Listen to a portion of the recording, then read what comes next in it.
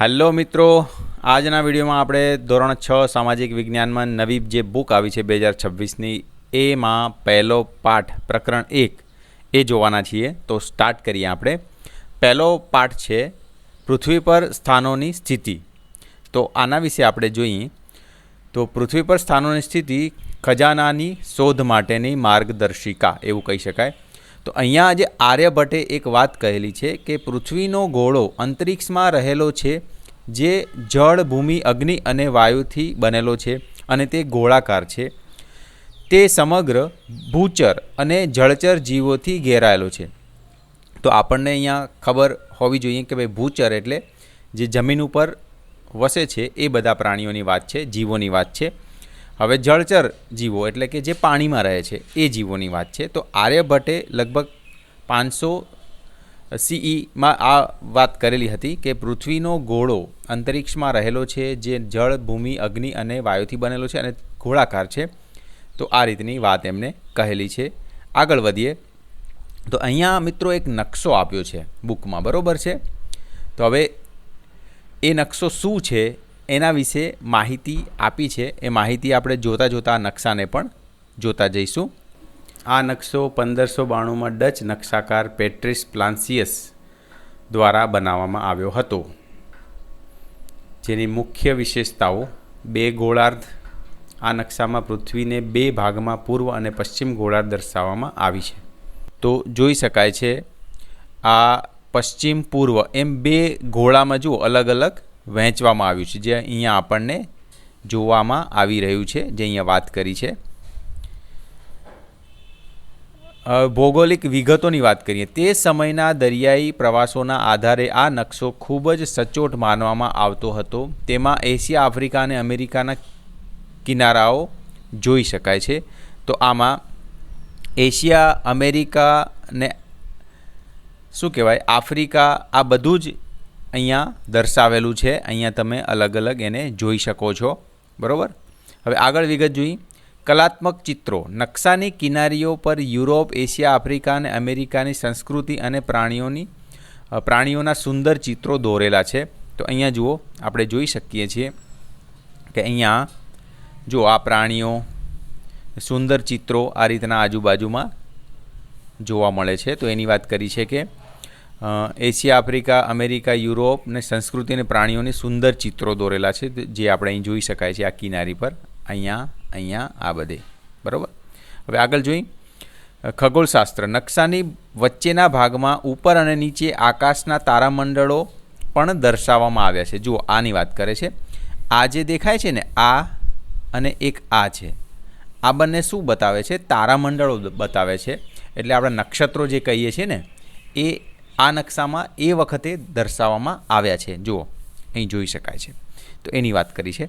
ટૂંકમાં આ નકશો વિજ્ઞાન અને કલાનો અદ્ભુત નમૂનો છે, જે 16મી સદીમાં દુનિયા કેવી દેખાતી હતી તે દર્શાવે છે. ચલો, આ પ્રકરણના મહત્ત્વપૂર્ણ પ્રશ્નો જે અહીંયા ચોપડીમાં આપ્યા છે. નકશો શું છે અને આપણે તેનો ઉપયોગ કેવી રીતે કરીએ છીએ? તેના મુખ્ય ઘટકો કયા છે?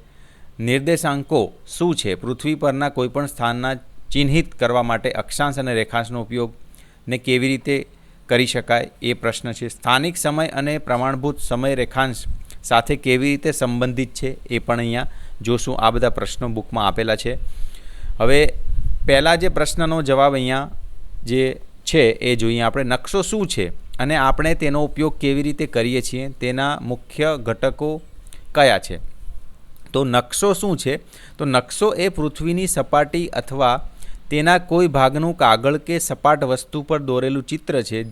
તે આખી દુનિયા કે કોઈ ચોક્કસ વિસ્તારને ઉપરથી જોતાં કેવો દેખાય છે તે સમજાવે છે.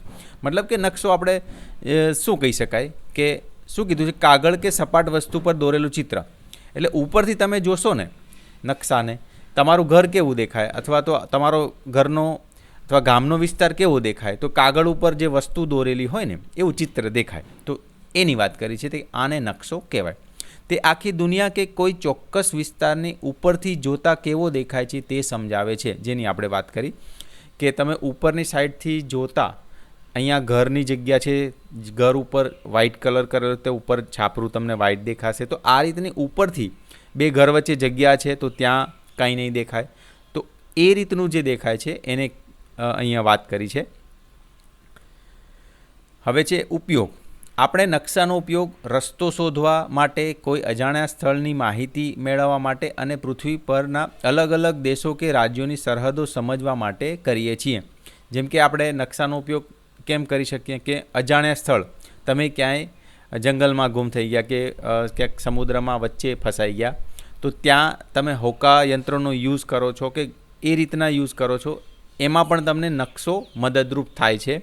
કે અત્યારે આપણે અહીંયા છીએ, નોર્થમાં છીએ, તો આ નકશાની મદદથી આપણને ખબર પડે છે કે હવે આપણે આ દિશામાં જવું. જેમ કે જીપીએસ યુઝ થાય છે ને, જીપીએસથી આપણે ટ્રેક, નકશામાં આપણે કઈ જગ્યાએ છીએ એ જીપીએસ બતાવે છે, એના ઉપરથી આપણે નકશાની મદદથી બહાર નીકળી શકીએ છીએ. તો આ એની વાત છે, એનો ઉપયોગ છે. હવે મુખ્ય ઘટકો. નકશાના મુખ્ય 3 ઘટકો છે: દિશા, ડાયરેક્શન, અંતર, સ્કેલ અને પ્રતીકો. દિશાની વાત કરીએ, ઉત્તર, દક્ષિણ, પૂર્વ અને પશ્ચિમ, આ માટે 4 મુખ્ય દિશાઓ છે. નકશા પરનું અંતર અને જમીન પરનું વાસ્તવિક અંતર માપવા માટે, અને પ્રતીકો નદી, પર્વત, રેલવે લાઇન કે રસ્તા દર્શાવવા માટે વપરાતા ચિહ્નો. તો આ મેન 3 ઘટકો છે, એના વિશે આપણે આગળ ડિટેલમાં જોશું. જેમ કે અહીંયા મેં એક સરસ મજાનું પિક્ચર પણ લીધું છે, જેનાથી વસ્તુ સારી તમને સમજાય. કે દિશા, રૂઢ સંજ્ઞાઓ જે સિમ્બોલ કીધી. હવે અંતર અને પ્રમાણ માત્ર, એ પણ આપણે અંતર અને પ્રમાણ માપ, એ પણ આપણે આગળ જોઈશું. હવે બીજું છે નિર્દેશાંકો શું છે. તો પૃથ્વી પરના કોઈપણ સ્થાનને ચિહ્નિત કરવા માટે, તો બીજો નંબર છે કે નિર્દેશાંકો શું છે. તો પૃથ્વી પરના કોઈપણ સ્થાનને ચિહ્નિત કરવા માટે અક્ષાંશ અને રેખાંશનો ઉપયોગ કેવી રીતે કરી શકાય, એને નિર્દેશાંકો કહે છે. હવે નિર્દેશાંકોનું ડિટેલમાં જોઈ. નિર્દેશાંકો પર્ટિક્યુલર શું કહેવાય? તે અક્ષાંશ અને રેખાંશનો ઉપયોગ કરીને બનેલી એક એવી સંખ્યા અથવા સરનામું છે જે પૃથ્વી પરના કોઈપણ ચોક્કસ સ્થાનનું એક ચોક્કસ સરનામું આપે છે. હમણાં જ હું તમને બતાવું છું મેપ પરથી કે શું થાય. પહેલાં આપણે આ વ્યાખ્યાઓ જોઈ લઈએ. હવે અક્ષાંશ શું છે? તો જેને લેટિટ્યૂડ કહેવાય છે. પૃથ્વી પર આડી દોરેલી કાલ્પનિક રેખાઓ છે જે નક્કી કરે છે કે કોઈ જગ્યાએ વિષુવવૃત્તથી કેટલી ઉત્તર કે દક્ષિણમાં છે. હવે રેખાંશ, તો પૃથ્વી પર ઊભી દોરેલી કાલ્પનિક રેખાઓ છે જે નક્કી કરે છે કે કોઈ જગ્યા મુખ્ય રેખાંશ, આંતરરાષ્ટ્રીય સમય રેખા, પ્રાઇમ મીડિયનથી કેટલી પૂર્વ કે પશ્ચિમમાં છે. બરાબર, પહેલાં આને સમજી લઈએ પછી ઉપયોગની વાત કરીએ. તો અહીંયા જુઓ, આ મેં સરસ મજાનું એક પિક્ચર લીધું છે. તો અક્ષાંશ, રેખાંશ અને નિર્દેશાંકો સમજવા માટે. બરાબર, તો એમાં જુઓ આ આડી લાઈનો દેખાય છે ને, આને કહેવાય અક્ષાંશ. જુઓ લેટિટ્યૂડ, વિષુવવૃત્તથી ઉત્તર કે દક્ષિણ દિશામાં અંતર, આડી રેખાઓ. હવે આ જે છે ને, જો મિડલમાં લાઈન દેખાય છે, આ એને કહેવાય છે વિષુવવૃત્ત. બરાબર, હવે એનાથી આપણે ઉપર, નીચે કે ઉપર કેટલા જઈએ છીએ એને કહેવાય છે અક્ષાંશ, લેટિટ્યૂડ. બરાબર, આડી રેખાઓ જેમ આપણને આ છે, આ બધી દેખાય છે. વાસ્તવમાં મિત્રો જુઓ, આપણે પૃથ્વી ઉપર આવી કોઈ આડી ઊભી એવી લાઈનો ના હોય. આપણે સમજવા માટે એક લાઈનનો ઉપયોગ કરીએ છીએ કે આ રીતના લાઈન થી આપણે સમજી શકાય કે આ એક્ઝેક્ટલી ક્યાં આવેલું છે.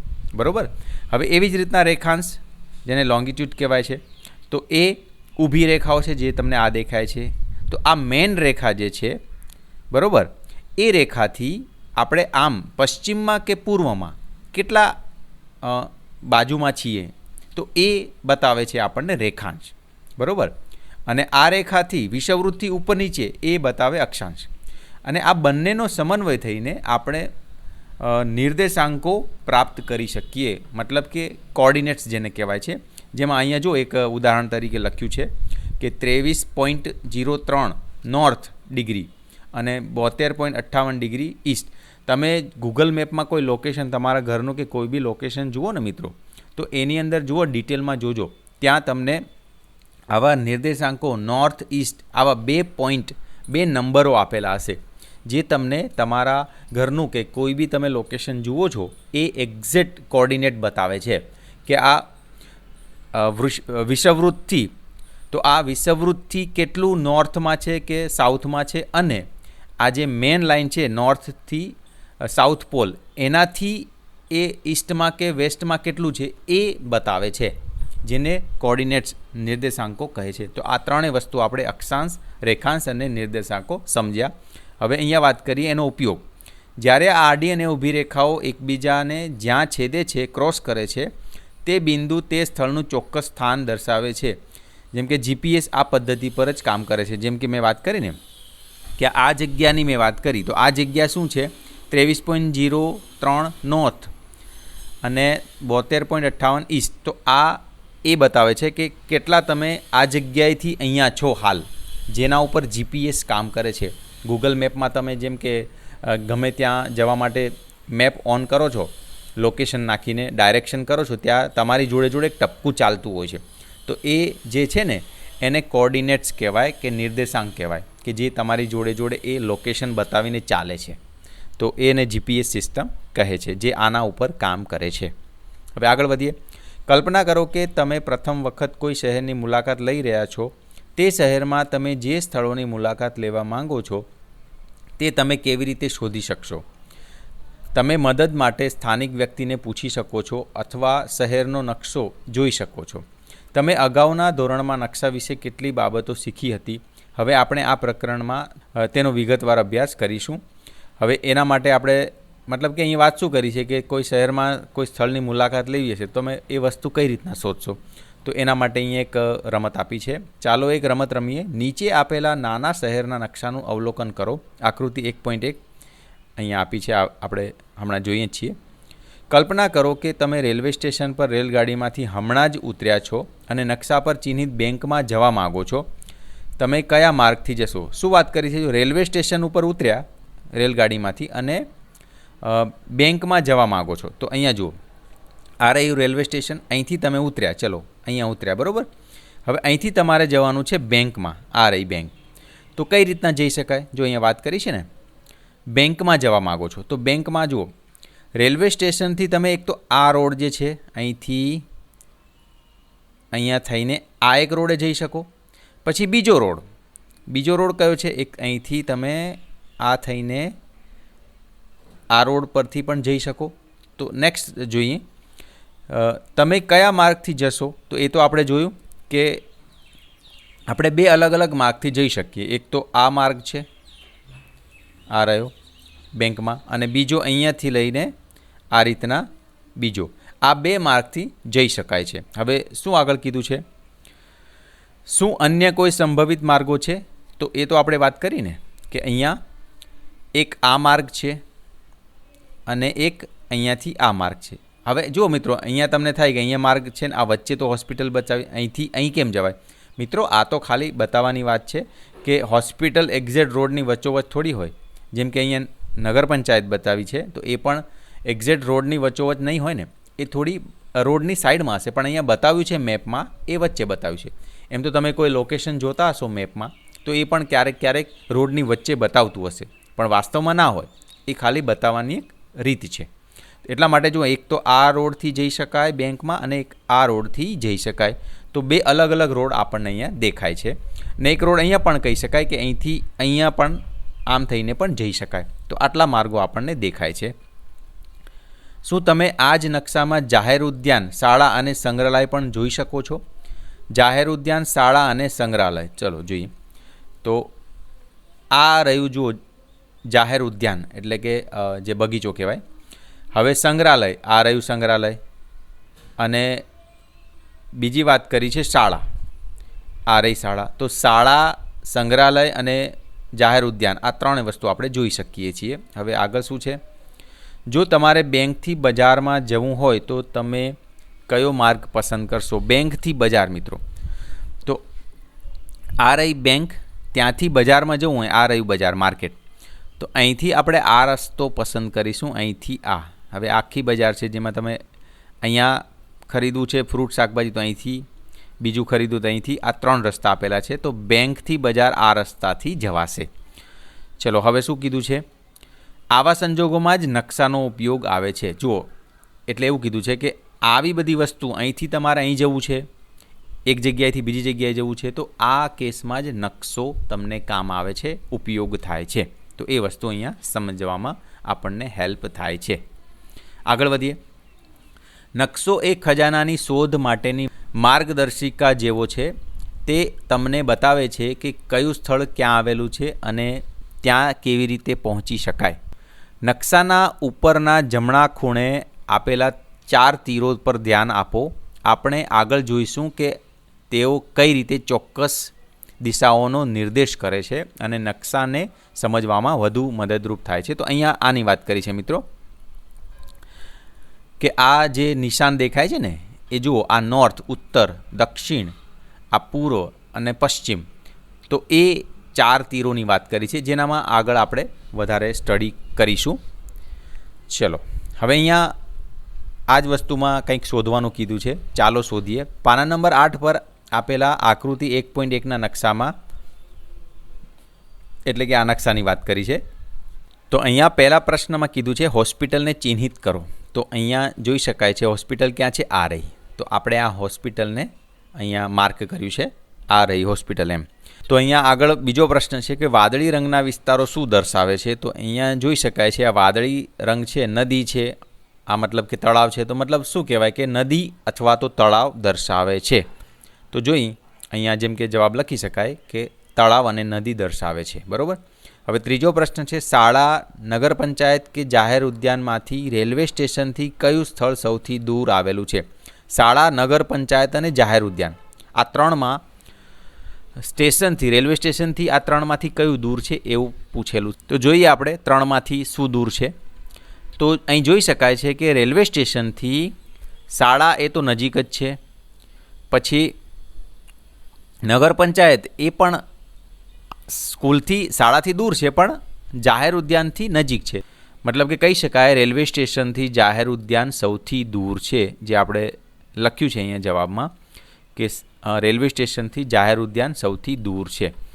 તો વર્ગ પ્રવૃત્તિ તરીકે 3 કે 4 વિદ્યાર્થીઓના અલગ અલગ જૂથ બનાવો. દરેક જૂથે તેમની શાળા અને તે તરફ જતા કેટલાક માર્ગો બતાવતો આવો નકશો બનાવવાનો છે. છેલ્લે બધા નકશાઓની સરખામણી કરો અને તેની ચર્ચા કરો. તો વિદ્યાર્થી મિત્રો, આ એક્ટિવિટી તમારે જાતે કરવાની છે. અલગ અલગ જૂથ બનાવીને નકશા દોરવાના છે, એમાં માર્ગો બતાવવાના છે. સ્કૂલથી આ રીતના શાળા, સ્કૂલથી તમારું ઘર કેટલું દૂર છે, પંચાયત કેટલી દૂર છે, તો આ બધી વસ્તુ તમે દર્શાવી શકો. નકશો અને તેના ઘટકો. આપણે આ સરળ ઉદાહરણથી સમજી શકીએ છીએ કે નકશો એ કોઈપણ વિસ્તારનું પ્રતિકાત્મક નિરૂપણ અથવા ચિત્ર છે. ભલે તે એક નાનો વિસ્તાર, ગામ અથવા નગર, એક મોટો વિસ્તાર, માની લો કે તમારો જિલ્લો અથવા રાજ્ય, અથવા ભારત જેવો મોટો દેશ હોય કે તે સમગ્ર વિશ્વ પણ હોઈ શકે છે. નકશામાં તમે સપાટીને ઉપરથી જોઈ રહ્યા હોય તેમ દેખાય છે. તો અહીંયા વાત કરી છે કે ભાઈ નકશો એટલે પ્રતિકાત્મક નિરૂપણ, જે એક નાનો વિસ્તાર હોય, તમારું ગામ કે નગર, કે આખો જિલ્લો કે રાજ્યની વાત હોય, કે આખો ભારત દેશની વાત હોય, કે આખા વિશ્વની વાત હોય, તો નકશામાં તમે સપાટીને ઉપરથી જોઈ રહ્યા હોય તેમ દેખાય છે. એને તો નકશો કહેવાય છે. હવે અહીંયા આપણે નકશો અને નકશાપોથી એટલે શું એના વિશે જોઈશું. તો નકશાપોથી એટલાસ જેને કહેવાય છે. હવે નકશાઓનું એક પુસ્તક કે સંગ્રહ છે. તમે આગળ જઈને જોશો કે નકશા ઘણા પ્રકારના હોય છે. આગળ આપણે જોશું એ તો. પણ મતલબ કે નકશાપોથી કોને કહેવાય કે ઘણા બધા નકશા જે એક ચોપડીમાં હોય, એવી ચોપડી બનાવેલી હોય, બુક બનાવેલી હોય, એને નકશાપોથી અને ઇંગ્લિશમાં આપણે એટલાસ કહીએ છીએ. હવે નકશો એટલે શું? તો કોઈપણ વિસ્તારનું પ્રતિકાત્મક નિરૂપણ અથવા ચિત્ર. તે એક નાનો વિસ્તાર, મોટો વિસ્તાર, જેમ હમણાં આપણે વાત કરી કે આખું વિશ્વ હોઈ શકે, આને નકશો કહેવાય છે. અને જુઓ આ નકશાપોથી એટલાસ, એનું પણ અહીંયા ચિત્ર આપ્યું છે. અને આ વસ્તુ નકશો શું છે એની પણ અહીંયા થોડી ચિત્રથી માહિતી આપી છે. તો અહીંયા ઘણા બધા નકશા એક ચોપડીમાં મિક્સ થાય, પુસ્તક બને, એને કહેવાય નકશાપોથી. હવે આગળ નકશાના પ્રકારો. તો ભૌતિક નકશા, રાજકીય નકશા અને વિષય આધારિત નકશા, આ 3 પ્રકારો હોય. તો અત્યારે આપણે થોડું જોઈશું, આગળ ડિટેલમાં જોઈએ છે કે ભૌતિક નકશા શું દર્શાવે. તો મુખ્યત્વે કુદરતી બાબતો બતાવે. રાજકીય નકશા શું બતાવે? માનવ સર્જિત સીમાઓ બતાવે, જેમ કે દેશો, રાજ્ય, શહેરો અને તેમની સરહદો દર્શાવતો નકશો. અને જેમ કે ભૌતિકમાં જોયું પર્વતો, મહાસાગરો અને નદીઓ દર્શાવતા નકશા. એવી જ રીતના વિષય આધારિત નકશા કેવા હોય, એમાં શું હોય તો શું દર્શાવે છે,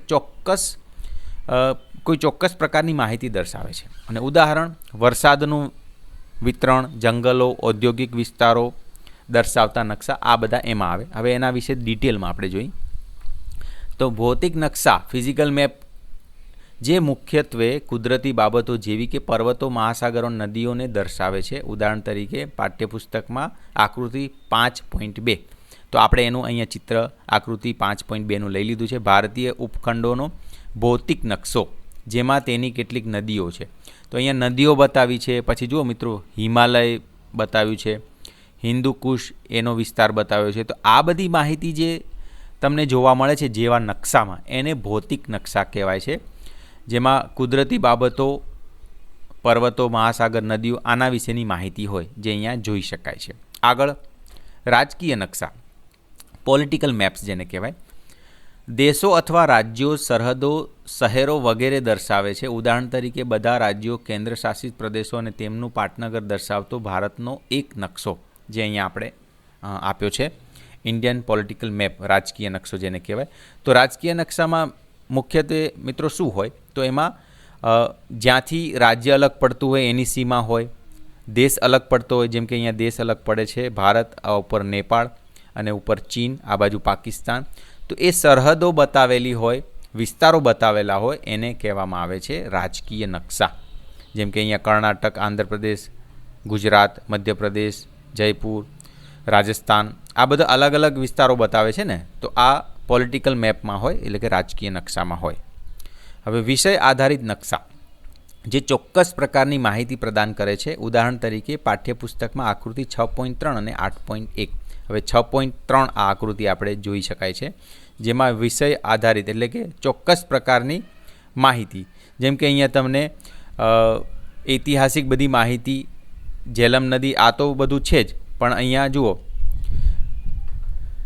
મોહેંજો-દડો જે આપણી સંસ્કૃતિ પહેલાંની, એના વિશે પણ અહીંયા માહિતી આપી છે. તો આ ચોક્કસ પ્રકારની માહિતી જે બતાવે એને કહેવાય વિષય આધારિત. જેમ કે આગળ આપણે વધારે ડિટેલમાં અહીંયા સમજી શકાય છે. જેમ કે અહીંયા આ નકશામાં જુઓ શું તમને જોવા મળે છે, ભારતના જુદા જુદા પ્રદેશોમાંથી અનાજ અને કઠોળના કેટલાક ઉદાહરણ. તો કયું કઠોળ અથવા અનાજ ક્યાં પાકે છે એની માહિતી આપી છે. જેમ કે ગુજરાતમાં ચણા, એ માહિતી છે, તો રાજસ્થાનમાં મગદાળ. તો આવી રીતની કોઈ ચોક્કસ પ્રકારની માહિતી છે તો એને કહેવાય છે વિષય આધારિત નકશા. તો નકશાના 3 મુખ્ય ઘટકો છે, અંતર, પ્રમાણમાપ, દિશા અને રૂઢ સંજ્ઞાઓ. તો અહીંયા જેમ કે બુકમાં આપ્યું છે કે કોઈ પણ નકશામાં 3 મુખ્ય ઘટકો હોય છે, અંતર, દિશા અને રૂઢ સંજ્ઞાઓ. તમે આકૃતિ 1.1 જોઈને પહેલાં 2 વિશે અગાઉ શીખ્યા છો. ચાલો હવે આપણે વધુ ચોક્કસ રીતે વ્યાખ્યાયિત કરીએ. તો હવે એને ડિટેલમાં આપણે જોઈશું.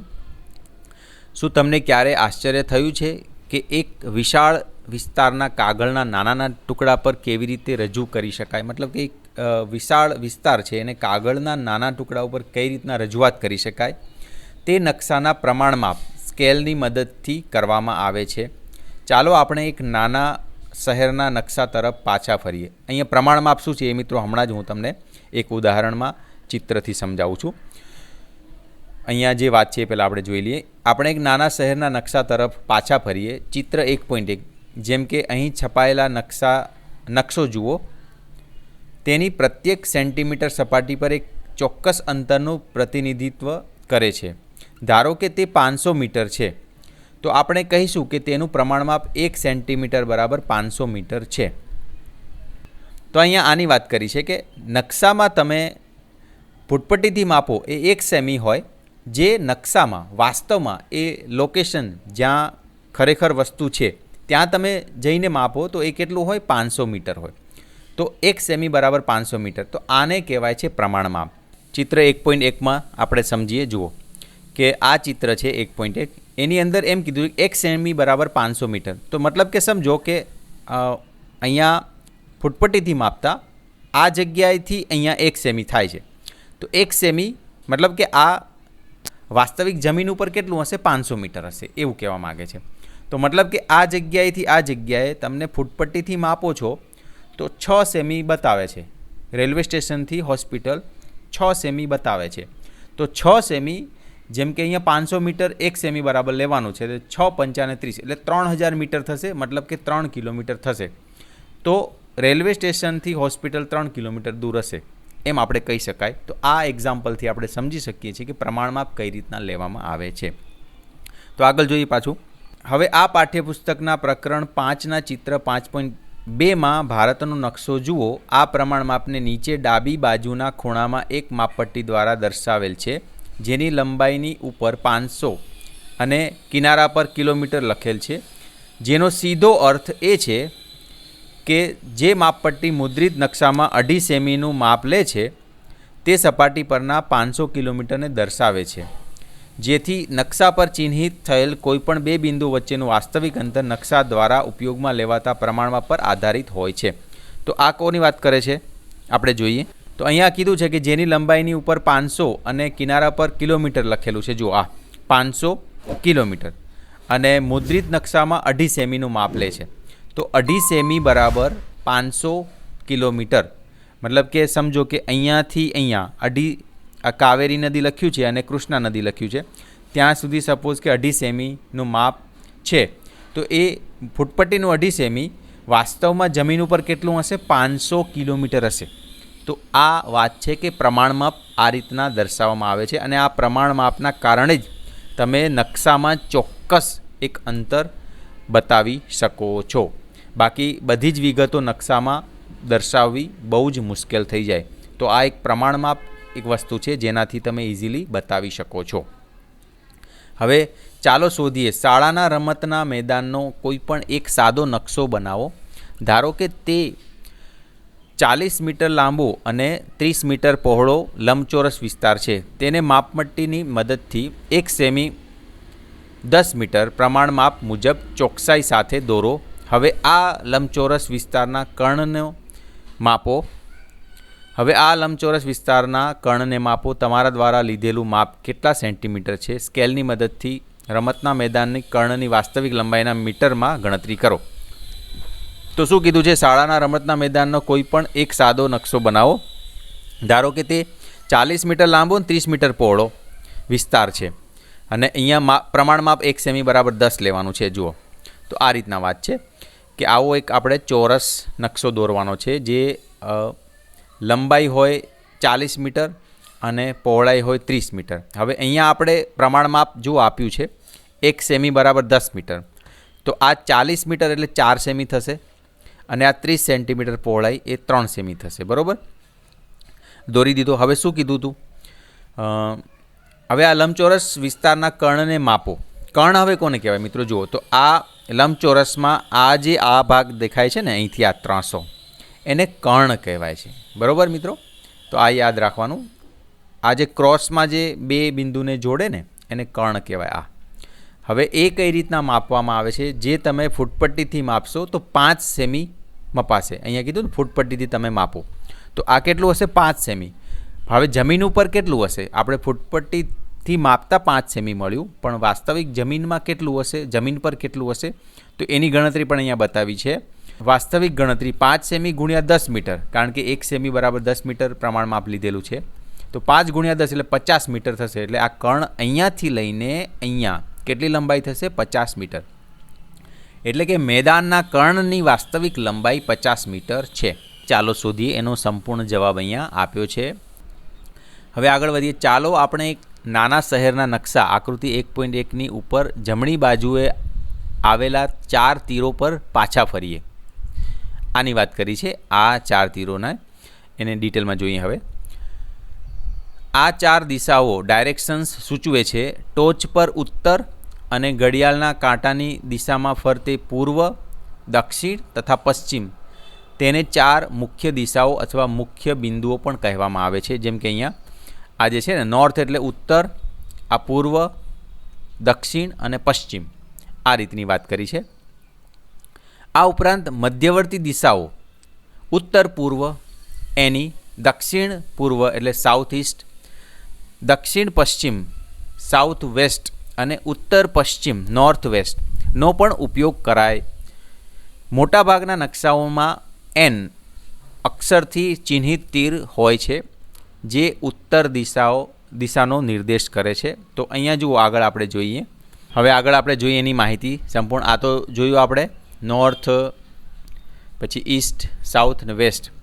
એને વધારે ડિટેલમાં આપણે જોઈએ કે મોટાભાગના નકશાઓમાં એન અક્ષરથી ચિહ્નિત તીર હોય છે જે ઉત્તર દિશાનો નિર્દેશ કરે છે. અને અહીંયા જે બીજી બધી દિશાઓ ઉત્તર પૂર્વ એટલે કે નોર્થ ઈસ્ટ, આ જે ઉત્તર અને પૂર્વ વચ્ચે જે છે ને એની વાત કરી છે, એને કહેવાય છે ઉત્તર પૂર્વ, નોર્થ ઈસ્ટ.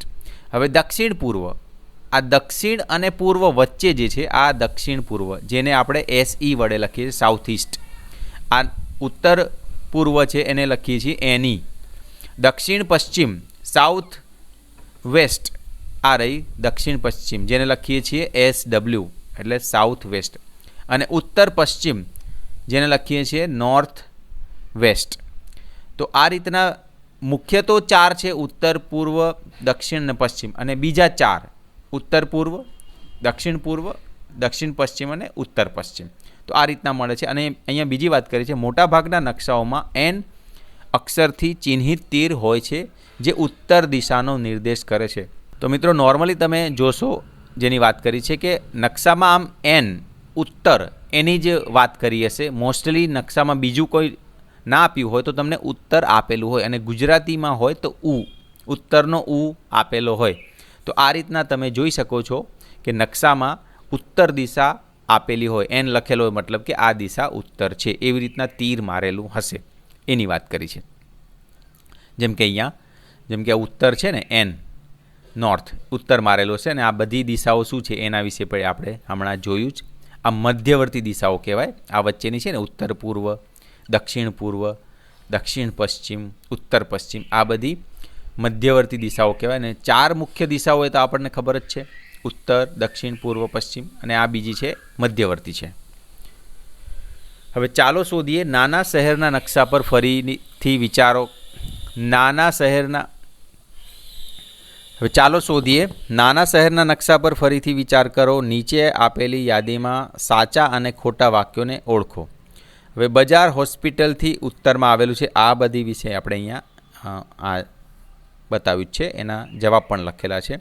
તો અહીંયા પહેલો પ્રશ્ન છે, બજાર હોસ્પિટલની ઉત્તરમાં આવેલું છે, ખોટું કેમ? બજાર હોસ્પિટલની નીચે એટલે કે દક્ષિણ. આમ જોવા જઈએ ને તો હોસ્પિટલથી એક્ઝેક્ટ દક્ષિણ ના કહેવાય, દક્ષિણથી પૂર્વ એટલે દક્ષિણ પૂર્વ, ઓકે, એ દિશા કહેવાય. પણ આમ જોઈએ તો હોસ્પિટલથી દક્ષિણ દિશામાં કહેવાય. એટલે અહીંયા વાક્ય આપ્યું છે હોસ્પિટલની ઉત્તરમાં આવેલું છે, તો ખોટી વાત છે, એટલે ખોટું લખીશું. સંગ્રહાલય બેંકની દક્ષિણ પૂર્વ દિશામાં આવેલું છે, ખોટું, કારણ કે સંગ્રહાલય બેંકની બરાબર નીચે દક્ષિણ દિશામાં આવેલું છે, એટલે આ ખોટું આવશે. હવે ત્રીજું વાક્ય છે કે રેલવે સ્ટેશન હોસ્પિટલની ઉત્તર પશ્ચિમમાં છે, તો સાચું. હોસ્પિટલથી રેલવે સ્ટેશન ઉત્તર પશ્ચિમ દિશામાં છે, આપણે જોઈ શકાય છે. આ હોસ્પિટલ છે અને રેલવે સ્ટેશન આ છે, જે પશ્ચિમમાં નથી, ઉત્તરમાં નથી, તો ઉત્તર પશ્ચિમ દિશામાં છે, તો એ સાચું આવશે. અને છેલ્લું વાક્ય છે તળાવ રહેણાંક મકાનોની ઉત્તર પશ્ચિમમાં છે. તળાવ જે છે એ રહેણાંક મકાનોની ઉત્તર પશ્ચિમમાં છે, ખોટું છે. તળાવ જે છે મકાનોની નીચે અને ડાબી બાજુ દક્ષિણ પશ્ચિમમાં આવેલું છે, જોઈ શકાય છે. હવે આ તો આપણે જોયું જ છે.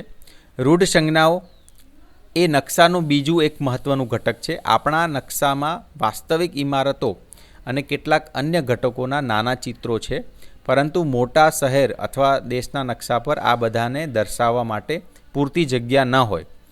તેના બદલે આ આકારોને દોરવા માટે રૂઢ સંજ્ઞાઓનો ઉપયોગ કરવામાં આવે છે. ઉદાહરણ તરીકે વિવિધ પ્રકારની ઇમારતો, દાખલા તરીકે રેલવે સ્ટેશન, શાળા, પોસ્ટ ઓફિસ, માર્ગો, રેલવે લાઇન અને નદી, તળાવ અથવા જંગલ માટેની રૂઢ સંજ્ઞાઓ. આ રીતે નકશા પર ઉપલબ્ધ મર્યાદિત જગ્યામાં ઘણી વિગતો દર્શાવી શકાય છે. એટલે અહીંયા રૂઢ સંજ્ઞાનો મતલબ શું છે કે નકશામાં મોટા મોટા રસ્તા કેવી રીતના બતાવવાના, એ તો ના બતાવી શકાય ને પિક્ચરમાં. તો એના માટે એક સંજ્ઞા આપી છે કે એક લાઇન બતાવી હોય તો એને રસ્તો સમજવો, એ રીતના. તો એના વિશે વાત કરી છે.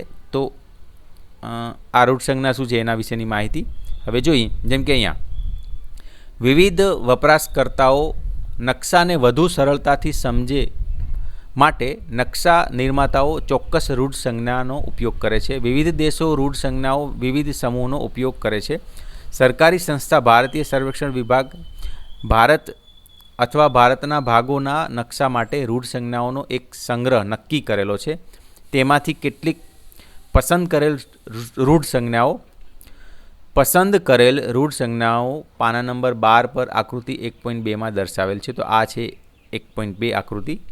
જેમ કે railway line, broad gauge, meter gauge, railway station. એને નકશામાં કઈ રીતના જોઈ શકો તમે? આ રીતના રેલવે લાઇન, આ બ્રોડગેજ અને આ મીટર ગેજ. હવે તો બ્રોડગેજ ખાસ રહી નથી. હવે રસ્તાઓ પાકા કાચા, તો આ પાકા રસ્તા, આ કાચા રસ્તા, આવી રીતના બતાવ્યું હશે. સીમાઓ આંતરરાષ્ટ્રીય, આંતરરાજ્ય અને આંતર જિલ્લા. તો આંતરરાષ્ટ્રીય સરહદો આ રીતના બતાવેલી હશે. આંતરરાજ્ય, બે રાજ્યો વચ્ચે આવી રીતના સીમાઓ બતાવેલી છે નકશામાં, અને જિલ્લા વચ્ચે આવી. હવે નદી, કૂવો, તળાવ, નહેર, પુલ. આ નદી છે, આ કૂવો, તળાવ, નહેર અને આ પુલ. તો એને વિશેની સંજ્ઞાઓ આ છે. તો આનાથી સમજી જવું, આવું હોય તો સમજી જવું કે આ નદી છે, આવું હોય તો સમજી જવું કે ભાઈ આ તળાવ છે, આ કૂવો છે, આ નહેર છે, આ પુલ છે. હવે મંદિર, ચર્ચ, મસ્જિદ, છતરડી એટલે કે છત્રી. તો આ જો આ મંદિર છે, આ ચર્ચ છે, આ મસ્જિદ છે. તો આ રીતના સમજી શકાય કે આ સંજ્ઞાઓથી કે ભાઈ આ જ વસ્તુ છે. હવે પોસ્ટ ઓફિસ, પોસ્ટ અને ટેલિગ્રામ ઓફિસ, પોલીસ સ્ટેશન, તો એને આ રીતના પીઓ, આ પોસ્ટ ઓફિસ, પોસ્ટ અને ટેલિગ્રામ ઓફિસ, અને આ રીતના બધી વસ્તુ. પોલીસ સ્ટેશન તો પીએસ લખેલું હશે. હવે વસાહત, કબ્રસ્તાન. તો આ વસાહત છે, આ કબ્રસ્તાન છે, એના આવી રીતના સિમ્બોલ આપેલા હોય. વૃક્ષો અને ઘાસ, આ વૃક્ષો છે, આ ઘાસ માટે આવું છે. તો આ અલગ અલગ રૂઢ સંજ્ઞાઓ છે જે નકશામાં દર્શાવેલી હોય તો સમજે છે કે આ વસ્તુ અહીંયા આવેલી છે. તો એ અહીંયા ઉપયોગ આનો એ રીતના થાય છે નકશામાં. હવે ચાલો શોધીએ. તમારા ઘર, શાળા કે અન્ય કેટલાક મહત્વપૂર્ણ સ્થાનો સહિત તમારા વિસ્તાર અથવા તમારા ગામનો કામચલાઉ નકશો દોરો અને મુખ્ય દિશાઓ દર્શાવો. દર્શાવેલી કેટલીક મહત્વપૂર્ણ આકૃતિઓને દોરવા માટે કેટલાક ચિહ્નોનો ઉપયોગ કરો. તે આકૃતિ 1.2માં પાના નંબર 12 પર દર્શાવેલ છે. તો આનો આપણે એક પિક્ચર દોરીશું. આમ તો આ તમારે જાતે જ કરવાની છે, પણ આપણે તો અહીંયા એક એઆઈ ઇમેજથી સમજવાની કોશિશ કરી છે. જે પ્રશ્ન છે એ દોર્યું છે કે આવી રીતના તમે અમારું ગામ, અહીંયા જેમ કે ઉત્તર, દક્ષિણ, પૂર્વ, પશ્ચિમ આપ્યું છે, રેલવે સ્ટેશન, ગ્રામ પંચાયત, આ અલગ અલગ વિસ્તારોથી તમને આ જે પ્રશ્ન છે એનો જવાબ અહીંયા આપેલો છે. તો મિત્રો આ વિડીયોમાં આપણે આટલું જ કવર કરીએ છીએ. ને અહીંયા જે ત્રણેય ઘટકોનો સમન્વય જે છે ને અહીંયા બતાવ્યો છે, બરાબર, કે ત્રણે જે ઘટક છે, પ્રમાણમાપ, રૂઢ સંજ્ઞાઓ અને દિશા, કઈ રીતના એક સાથે કામ કરે છે એની વાત કરી છે. પૃથ્વીનું નકશાંકન ત્યાંથી આપણે જોઈશું. તો પૃથ્વીનો નકશો બનાવવો થોડો મુશ્કેલ છે, કારણ કે આપણા ગ્રહની સપાટી સમતલ નથી. તેની આકૃતિ લગભગ ગોળાકાર છે. એટલા માટે કહીએ છીએ કે તે સંપૂર્ણ ગોળાકાર નથી, પરંતુ ધ્રુવો પર થોડી ચપટી છે. છતાં પણ આપણે તેને વ્યવહારુ દ્રષ્ટિએ ગોળાકાર માનશું. મતલબ આની વાત કરે છે કે આપણે માનીએ છીએ ગોળાકાર, પણ વાસ્તવમાં કેવી છે? તો આ રીતની કે આ ધ્રુવો પર થોડી ચપટી છે, બરાબર, આ રીતના, જેમ કે નારંગી કહેવાય ને, તો એ રીતના આપણે માનીશું. તો સમતલ કાગળ પર ગોળાકાર વસ્તુને યથાવત ચિતરવી શક્ય નથી. મતલબ સમતલ કાગળ લો, એના ઉપર ગોળાકાર વસ્તુ જેમ છે એમ ચિતરવી શક્ય નથી. એના માટે પણ અહીંયા એક ઉદાહરણ આપ્યું છે, જુઓ. એવું કેમ છે તે સમજવા માટે એક નારંગીની છાલ એવી રીતે કાઢો કે તમારી પાસે ફક્ત 3 કે 4 મોટા ટુકડા રહે. પછી તેને ટેબલ પર સમતલ ગોઠવવાનો પ્રયાસ કરો. તમે જોશો કે તેના કિનારા તોડ્યા વગર તમે આવું કરી શકતા નથી. મતલબ કે આ ગોળ વસ્તુ છે એને તમે ટેબલ ઉપર ચિતરવી છે નકશા તરીકે, કે એ રીતના જેમ કે ટેબલને ચોંટી જાય. તો તમે આવું કરી શકો. એક અહીંયા તમને પ્રયોગ કરવાનો કીધો છે કે નારંગી જે છે એને 4 કે 5 જ છિલકા કાઢવાના, મોટા મોટા, નાના ટુકડા નહીં કરવાના.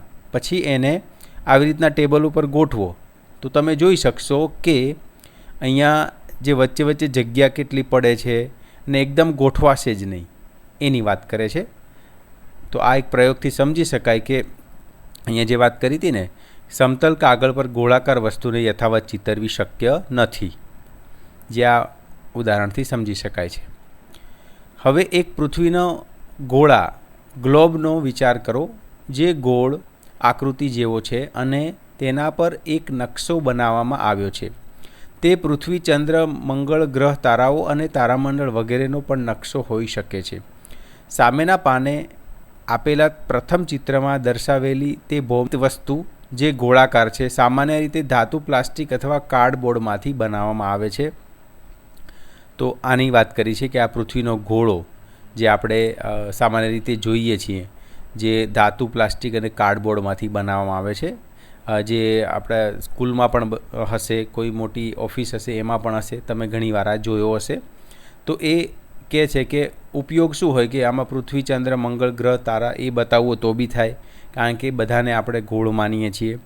પછી સામાન્ય રીતે આ મેં કીધું ધાતુ, પ્લાસ્ટિક કે કાર્ડબોર્ડમાંથી બનાવવામાં આવે છે, અને આનાથી આપણે વસ્તુ સમજી શકીએ છીએ કે કઈ જગ્યાએ કઈ વસ્તુ આવેલી છે. તો અહીં આપણે પૃથ્વીના ભૂગોળનું પ્રતિનિધિત્વ કરવા પૃથ્વીના ગોળાનો અભ્યાસ કરીશું, કારણ કે પૃથ્વીના ગોળાનો અને પૃથ્વીનો આકાર એક સરખો ગોળાકાર હોય છે. તેથી એક પૃથ્વીનો ગોળો કોઈ સમતલ નકશાની તુલનામાં પૃથ્વીની ભૂગોળનું વધુ સારી રીતે પ્રતિનિધિત્વ કરે છે. મતલબ આ ગોળો પણ ગોળ છે અને આપણે પૃથ્વીને પણ ગોળ માનીએ છીએ, એટલે એને અભ્યાસ કરવામાં આ આપણને મદદરૂપ થઈ શકે છે. આવો તેની કેટલીક વિશેષતાઓ વિશે જાણીએ. તો હવે આને ડિટેલમાં આપણે જોઈશું.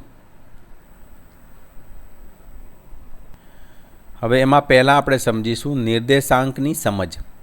કોઈ શહેર અથવા નગરના મોટા બજારની કલ્પના કરો, જેમાં સીધી હરોળમાં સમાન કદની દુકાનો હોય. તમે બજારમાં એક સ્ટેશનરીની દુકાન પર તમારા મિત્રને મળવા માંગો છો, પરંતુ તમારા મિત્ર એ જાણતા નથી કે દુકાન ક્યાં છે. તેથી તમે તેને આ રીતે સૂચના આપો છો: મને સાંજે 6 વાગ્યે પ્રવેશ દ્વારથી 5મી હરોળમાં 7મી દુકાને મળો.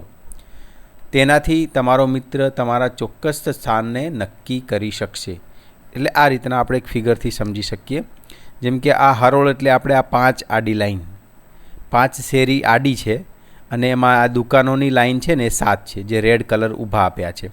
તો શું કહે છે કે 6 વાગ્યે 5મી હરોળ એટલે 1, 2, 3, 4 ને 5 આ હરોળમાં કઈ દુકાન કીધી છે? 7મી.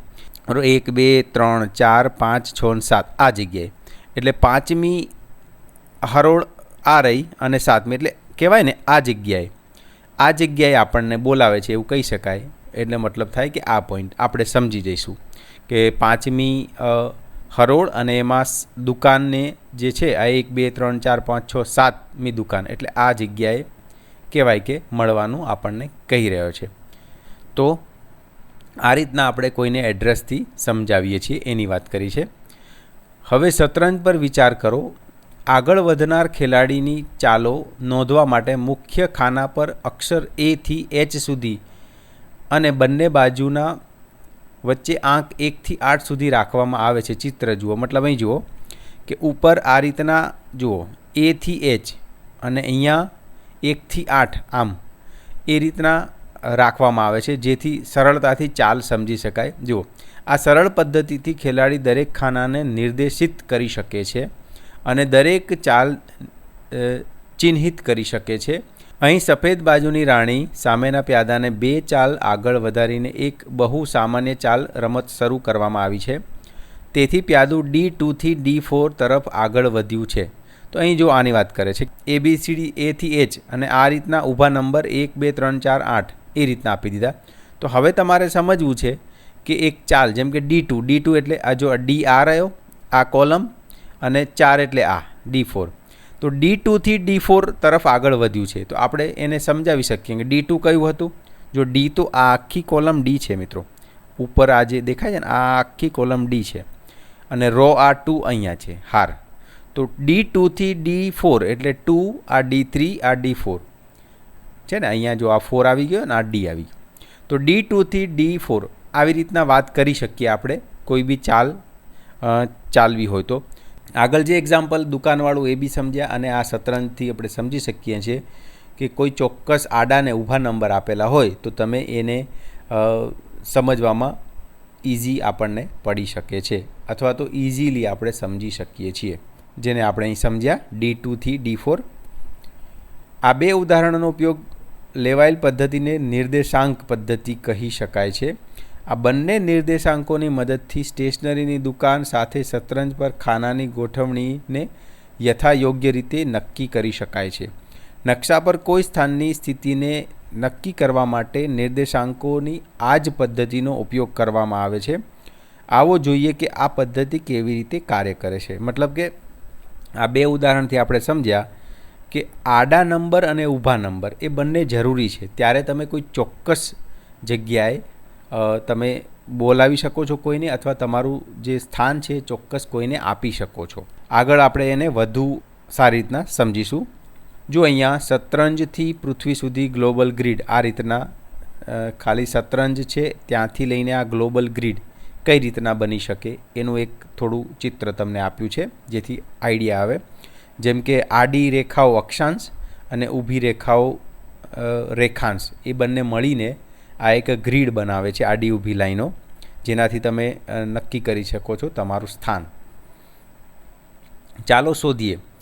જો તમને કાળી બાજુના પક્ષથી રમવું હોય અને એ જ રીતથી પ્રત્યુત્તર આપવો છે તો આ જ નિયમોનો ઉપયોગ કરીને તમારી ચાલ લખો. તો અહીંયા જુઓ,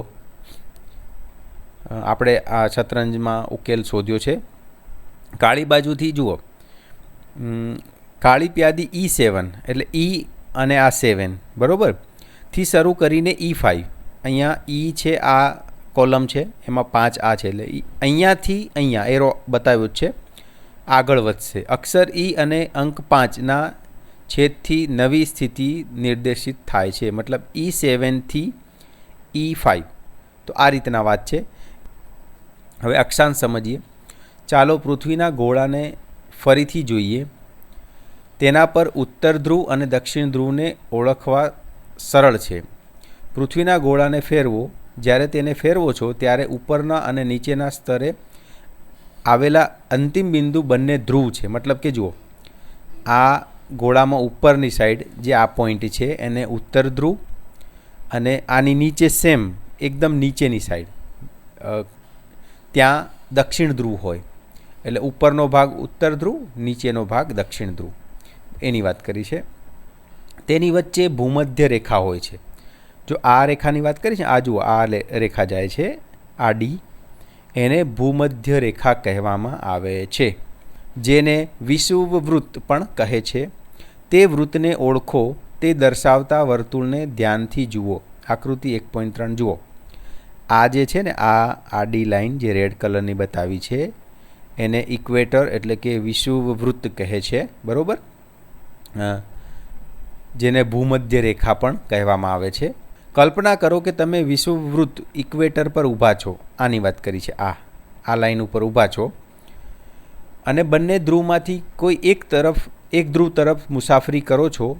આવું કરતી વખતે ભૂમધ્ય રેખાથી તમારું અંતર વધતું જશે, હે ને. અહીંયા તમે હશો તો આમ જાઓ છો ઉત્તર અથવા તો દક્ષિણ, તો આ જે ભૂમધ્ય રેખા છે વિષુવવૃત્ત, તેનાથી તમારું ડિસ્ટન્સ વધતું જશે, બરાબર છે, અંતર વધતું જશે. અક્ષાંશ ભૂમધ્ય રેખાથી આ અંતરને માપે છે. તમે આ મુસાફરીના કોઈપણ બિંદુ પર એક કલ્પિત રેખા દોરી શકો છો જે ભૂમધ્ય રેખાના સમાનાંતર પૂર્વથી પશ્ચિમ તરફ જાય છે. આ પ્રકારની રેખાને અક્ષાંશ સમાંતર કહેવામાં આવે છે. એટલે આની વાત કરી છે. જુઓ, તમને આ ભૂમધ્ય રેખા દેખાય છે ને, તેનાથી જુઓ આ આડી લાઈન દેખાય, આ છે, પછી આ છે, એવી ઘણી બધી લાઈનો દેખાય છે ને. તો એને શું કહે છે? અક્ષાંશ કહેવામાં આવે છે, જે આપણે આગળ પણ જોયું હતું, બરાબર. અક્ષાંશ એટલે આડી રેખાઓ, બરાબર ને. એટલે આ આપણને આ દેખાય, ઘણી બધી આમ આડી રેખાઓ દેખાય છે. આ રહી એને અક્ષાંશ કહેવામાં આવે છે. અને તે પૃથ્વી આસપાસનું એક વર્તુળ બનાવે છે. તો આમ તમે જોશો ને, આખું સર્કલ આમ ફરીને પાછળનો ભાગ આપણને દેખાતો નથી, પણ આમ જુઓ ને, જેમ કે અહીંયા નાના ભાગમાં તમે જોઈ શકો છો, અહીંયા જો આખું સર્કલ બનાવે છે, આને અક્ષાંશ કહેવાય. આ બધા અક્ષાંશ છે ને. આ બધા વર્તુળો શું દર્શાવે છે? અક્ષાંશ દર્શાવે છે. તો ફરીથી પૃથ્વીના ગોળા પર તે નક્કી કરવું સરળ છે કે તે સૌથી મોટું વર્તુળ વિષુવવૃત્ત જ છે. તો જુઓ, એ તો આપણને ખ્યાલ આવે છે. આ બધા સર્કલ, અક્ષાંશના સર્કલ આપેલા છે, એમાં આ સર્કલ હશે એ સૌથી મોટું હશે, છે ને? એ તો દેખાય જ છે. આ સર્કલ, આ જે ભૂમધ્ય રેખા વિષુવવૃત્ત દેખાય છે ને, એ સૌથી મોટું સર્કલ હશે, વર્તુળ હશે. જ્યારે આપણે જેમ જેમ ઉત્તર તરફ અથવા દક્ષિણ તરફ આગળ વધીએ છીએ, અક્ષાંશ દ્વારા નિર્દેશિત વર્તુળ નાના થતા જાય છે. એ પણ આપણે જોઈ શકીએ છીએ. આ વર્તુળ મોટું છે, આ એનાથી નાનું, આ એનાથી નાનું, આ એનાથી નાનું, આ એનાથી નાનું, જુઓ નાના થતા જાય છે. આ ઉત્તર ધ્રુવમાં એકદમ નાનું મળે છે. એવું ને એવું દક્ષિણ ધ્રુવમાં પણ થશે. વર્તુળ નાના થતા જશે, એની વાત કરે છે, બરાબર? આકૃતિ 1.3માં એ તો આપણે જોઈ શકીએ છીએ. હવે અક્ષાંશ કોણીય અંતરને અંશ ડિગ્રીમાં દર્શાવવામાં આવે છે. પરંપરાગત રીતે વિષુવવૃત્ત વર્તુળનો અક્ષાંશ 0 ડિગ્રી અથવા 0 ડિગ્રી છે. જુઓ અહીંયા કે આ જે વિષુવવૃત્ત છે ને, અહીંયા આ લાઇનમાં પણ તમે જોઈ શકો છો. આ ગોળામાં વિષુવવૃત્ત એટલે ઇક્વેટર લાઇન, એમાંથી ઉપર જાઓ તો 90 ડિગ્રી, નીચે જાઓ તો ઉપર 90 ડિગ્રી, મતલબ કે આ 0 ડિગ્રી છે એવું કીધું છે ને. જુઓ, વિષુવવૃત્ત વર્તુળનો અક્ષાંશ 0 છે. તો આ જે લાઈન છે વિષુવવૃત્ત, એનો ડિગ્રી કેટલો છે? 0 ડિગ્રી છે, બરાબર? અક્ષાંશ ડિગ્રી 0 છે. જ્યારે બંને ધ્રુવોના અક્ષાંશ ક્રમ 90 ડિગ્રી ઉત્તર અને 90 ડિગ્રી અંશ દક્ષિણ છે, જેને 90 ડિગ્રી ઉ અને 90 ડિગ્રી દ તરીકે લખવામાં આવે છે. જો અહીંયા બતાવ્યું છે. આ 90 ડિગ્રી ઉ એટલે નોર્થ, અહીંયા એન લખ્યું છે. ગુજરાતીમાં લખીએ તો ઉ લખાય. અને નીચે દક્ષિણ ધ્રુવમાં શું લખેલું હશે? જો આવી રીતના 90 ડિગ્રી દ, દક્ષિણ એટલે ઇંગ્લિશમાં લખેલું હશે તો એસ લખેલો હશે. તો એમ કહે છે કે આ વિષુવવૃત્તમાં એ 0 ડિગ્રી હોય છે, પણ ઉત્તર ધ્રુવ તરફ જાઓ તો 90 ડિગ્રી ઉત્તર અને નીચે જાઓ તો દક્ષિણ ધ્રુવમાં 90 ડિગ્રી દક્ષિણ, એવી રીતના લખાય છે. આગળ વધીએ. અક્ષાંશ અને આબોહવા વચ્ચે એક સંબંધ છે. ભૂમધ્ય રેખાની આસપાસ આબોહવા સામાન્ય રીતે ગરમ, જેને ઉષ્ણ પણ કહેવામાં આવે છે, હોય છે. જ્યારે તમે ભૂમધ્ય રેખાથી દૂર બંને ધ્રુવોમાંથી કોઈ એક તરફ મુસાફરી કરો છો, ત્યારે અક્ષાંશની અંશ ડિગ્રી વધે છે અને આબોહવા શીતોષ્ણ બને છે, એટલે કે ઠંડી બને છે. ઉત્તર અથવા દક્ષિણ ધ્રુવ નજીક આબોહવા શીત ઠંડી હોય છે. તમે વિજ્ઞાનમાં શીખશો કે આવું કેમ થાય છે, અને એ પણ કે એક વર્ષમાં વિવિધ ઋતુઓનો અનુભવ આપણે કેમ કરીએ છીએ. તો આ કહેવા માગે છે કે આપણે ભૂમધ્ય રેખા મતલબ કે વિષુવવૃત્ત હોય ને, ત્યાં થોડું ગરમ વાતાવરણ હોય ને ઉપર અને નીચે જઈએ તો થોડું ઠંડુ હોય, જે આ ફિગરથી સમજાઈ જશે. આ છે મધ્ય લાઈન એટલે વિષુવવૃત્ત. ત્યાં તમે જુઓ ગરમ વાતાવરણ છે ને, અહીંયા 0 ડિગ્રી લખ્યું છે ને. વિષુવવૃત્તની આસપાસ તાપમાન ગરમ હોય છે, ઉષ્ણ આબોહવા. જેમ જેમ ઉપર જાઓ, ઉપર અથવા તો નીચે મતલબ ઉત્તર કે દક્ષિણમાં, મધ્ય ભાગમાં ધ્રુવો તરફ જતાં અંશ વધે છે, તેમ તાપમાન ઘટે છે. હવે એક્ઝેક્ટ તમે ઉપર જુઓ ઉત્તર ધ્રુવ અને એક્ઝેક્ટ નીચે દક્ષિણ ધ્રુવ. ઉત્તર અને દક્ષિણ ધ્રુવ નજીક સૌથી વધુ ઠંડી શીત આબોહવા હોય છે, જે આ પિક્ચરમાં તમે જોઈ શકો છો. જે રેડ કલર છે ગરમી છે, એકદમ ઘાટો રેડ કલર ગરમી દર્શાવે છે. જેમ જેમ વ્હાઇટ કલર તરફ જઈએ એમ ઠંડુ વાતાવરણ એ તમે જોઈ શકો છો. હવે રેખાંશની વાત કરીએ. આપણે અક્ષાંશ જોયું ને, હવે રેખાંશ. હવે કલ્પના કરો કે તમે પૃથ્વીના ગોળા પર સંભવિત સૌથી ટૂંકી રેખા પર ઉત્તર ધ્રુવથી દક્ષિણ ધ્રુવ મુસાફરી કરી રહ્યા છો. તમે જોશો કે યુરોપ અને આફ્રિકામાંથી પસાર થવાને બદલે તમે એશિયામાંથી પણ જઈ શકો છો અને તેનું અંતર સમાન હશે. આ રેખાઓને રેખાંશની મધ્યવર્તી રેખાઓ, મેરેડિયન્સ ઓફ લોંગિટ્યુડ કહેવામાં આવે છે. જો આ રહી આ લાઈન જે છે ને, ઊભી લાઈન, પ્રાઇમ મેરેડિયન, મુખ્ય મધ્યવર્તી રેખાઓ મેરેડિયન્સ ઓફ લોંગિટ્યુડ કહેવાય ને, આ લાઈનની વાત કરે છે. અથવા ત્યાં તમે આ યુરોપથી જાઓ તો પણ આ રીતના તમને જોવા મળે, એની વાત કરે છે. આ અર્ધવર્તુળો છે જે એક ધ્રુવથી બીજા ધ્રુવ સુધી જાય છે. મતલબ કે જુઓ, આ નોર્થ પોલથી ઉત્તર ધ્રુવથી દક્ષિણ ધ્રુવ તમે જાઓ ને તો કેટલું વર્તુળ બને? અડધું જ બને. જેમ કે અહીંયા તમે જોયું ને, અહીંયાથી અહીંયા જે દેખાય છે અડધું જ બને છે. તો અહીંયા ઉત્તર ધ્રુવથી દક્ષિણ ધ્રુવમાં એક અડધું જ સર્કલ બને, આખું સર્કલ ના બને, એની વાત કરે છે. અને આ જે લાઈન બતાવે છે એને શું કહેવાય છે? મધ્યવર્તી રેખાઓ, મેરિડિયન્સ ઓફ લોંગિટ્યુડ કહેવામાં આવે છે. તમે વિજ્ઞાનમાં એ પણ શીખશો કે પૃથ્વી તેની ધરી પર ફરે છે. આને સરળ રીતે સમજવા માટે ટેબલ લેમ્પને પૃથ્વીના ગોળાથી થોડે દૂર મૂકો અને કલ્પના કરો કે તે સૂર્ય છે જે પૃથ્વીને પ્રકાશિત કરી રહ્યો છે. પૃથ્વીનો ગોળાને પૂર્વ તરફ ફેરવવાથી આપણે જોઈ શકીએ છીએ કે પૃથ્વી પર કેટલીક, જો આની વાત કરે છે કે તમે આ પૃથ્વી સમજી લો ગોળાને, અને સૂર્ય એ આ લેમ્પ સમજો, તો તમે આમ પૂર્વ તરફ આમ ફેરવશો ને તો તમને શું આ જે લેમ્પ બાજુ જે જગ્યા છે ત્યાં પ્રકાશ મતલબ દિવસ દેખાશે. એની ઓપોઝિટ આ બાજુની સાઈડ તમને શું દેખાશે કે રાત છે. આ બાજુ એકદમ દિવસ છે ને આ બાજુ રાત છે, અને અહીંયા વચ્ચેનો સમય હશે. ઓકે, તો આવું કહેવા માગે છે. તો અહીંયા પૃથ્વી પર કેટલીક જગ્યાએ સવાર છે, અન્ય સ્થળોએ તે સમયે સવાર, મધ્યાહન, સાંજ અથવા રાત્રિ છે. જ્યારે એક દેશમાં સવારે નાસ્તાનો સમય હોય છે, બીજા દેશમાં બપોરે ભોજનનો સમય હોય છે, અને ત્રીજા દેશમાં લોકો રાત્રિ ભોજન કર્યા પછી ગાઢ નિદ્રામાં લેતા હોય છે.